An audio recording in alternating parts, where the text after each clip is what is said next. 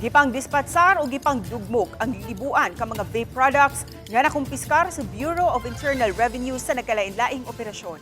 Atong sayra ng detalye sa live report ni Nico Sereno. Nico? Ses gi-confiscate sa taga BIR kining ubay-ubay gyud nga mga vape products, lahi pa kini mga gitaw og cartridge, pods ug mga refill niini human masuta nga wala nagbayaran og hustong buhis ngadto sa gobyerno. Gipang dugmok o gipulpog kini mga illicit vape products sa mga opisyales ug kawani sa BIR. Apil kini mga cartridge o gisudlan sa liquid solution gipang ablihan aron madispatchar ang kemikal. Ang destruction gihimo sa accredited facility sa lungsod sa Liloan. Subject ang moabot sa 15,000 ka mga units sa vape products nga nakumpiskar sa lain-laing operasyon sa Visayas sukad sa miaging tuig. Diri sab sa Sugbo gipang dala aron ma-dispose ang mga na-confiscate sa operasyon sa Western Visayas ug Negros Island region. Matod sa BIR, sa tulo ka rehiyon moabot sa 52 million pesos ang tax due sa maong mga produkto.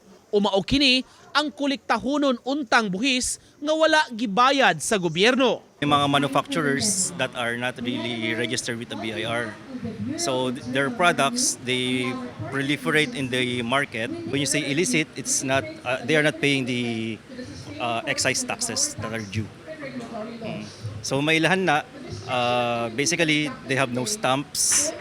And then upon checking katong nag-field operations they are not registered in our database. Duna na kuno'y pipila ka mga sellers nga nakumpiskahan sa illicit products gipangkihan na og tax evasion.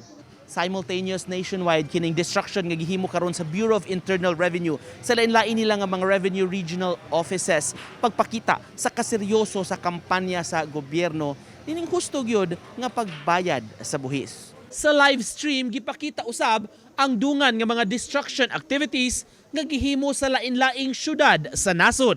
Kasi yung accessible articles, dalawa yung mandate ng ang focus ng BIR, cigarette at saka sa vape.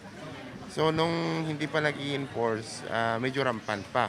Ngayon parang na-minimize yung effective yung enforcement activity.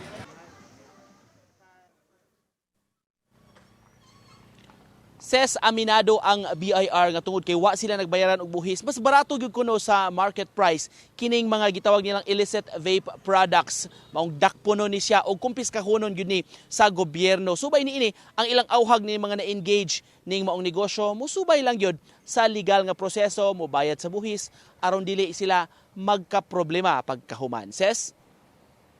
Dagang salamat, Nico Sereno.